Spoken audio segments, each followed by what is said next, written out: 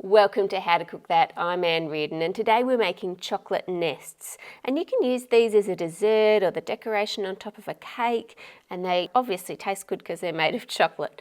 Firstly, we need to make a concentrated sugar solution. To do that, add your sugar and water into a saucepan and stir until they are dissolved.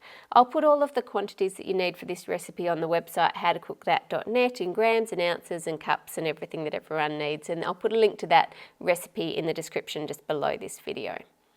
Bring it to the boil and then remove it from the heat. Pour that into a sealed container and place the whole thing in the freezer for 2 to 3 hours to let it chill right down. You'll see when you take it out of the freezer that the water on the sides from the condensation is frozen solid, but the sugar solution down the bottom is still liquid. And that's because adding sugar lowers the freezing point of the water, and that's exactly what we want. Something that is still liquid at 0 degrees, but is food safe. So sugar and water is safe, we can use that with our chocolate. Take some foil and lightly scrunch it up towards the middle so that you end up with a smooth hemisphere. And you only want it lightly crushed so that way you can squeeze it in smaller at the end to get it out of the nest.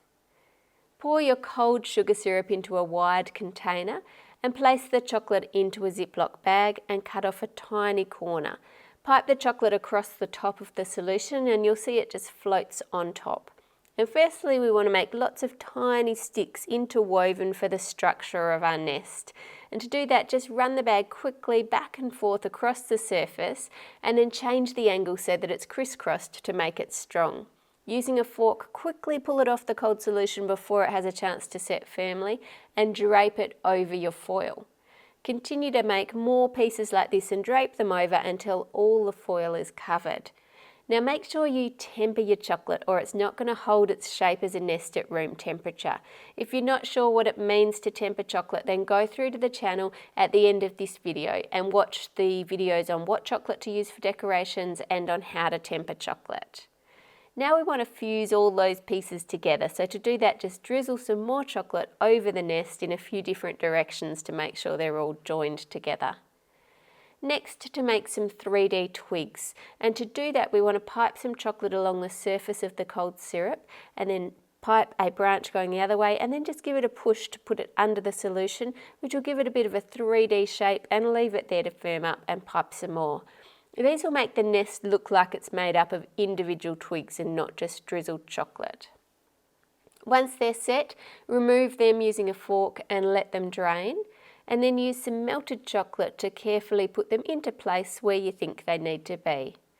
Once you're happy with it, take the nest and flip it over onto a serving plate, then squeeze that foil to make it smaller and remove it from the middle of your nest. Now add a few more of those detailed twigs around the top of your nest, and then some nests also have a dried out leaf in them that was on one of the twigs that the birders used when they were making the nest, and some also have feathers, of course.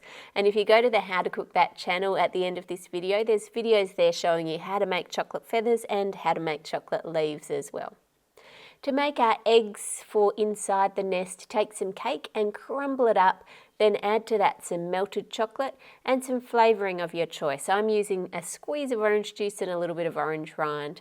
And I'll put the amounts of the ingredients that I used here on the website howtocookthat.net. Stir that together until it's smooth and then shape it roughly into egg shapes and place it in the freezer to firm up for about 30 minutes.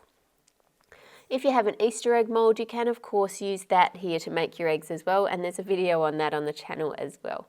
Once they're chilled, give them another roll to make the shape more egg-shaped and more perfect. Then place your egg into some tempered white chocolate and using a fork lift it out and tap on the fork to remove any excess chocolate, and then wipe the base of the fork on the edge of the bowl, then carefully place it onto the non-stick paper. If you want your eggs to have a speckled look like mine do, then just scrape out a vanilla bean into your white chocolate and mix it in. Re-dip your egg to give it the second coat. This helps give it a really nice smooth finish. And then let that set, and then you can add an egg into each of your nests. Subscribe to How to Cook That for more chocolate, creative desserts and cakes. Click here to go through to the channel and watch the videos on tempering chocolate and how to make chocolate leaves and chocolate feathers. And this one will take you to the recipes on the website. Put all of your requests in the comments below. Don't forget to share the video, and I'll see you on Friday.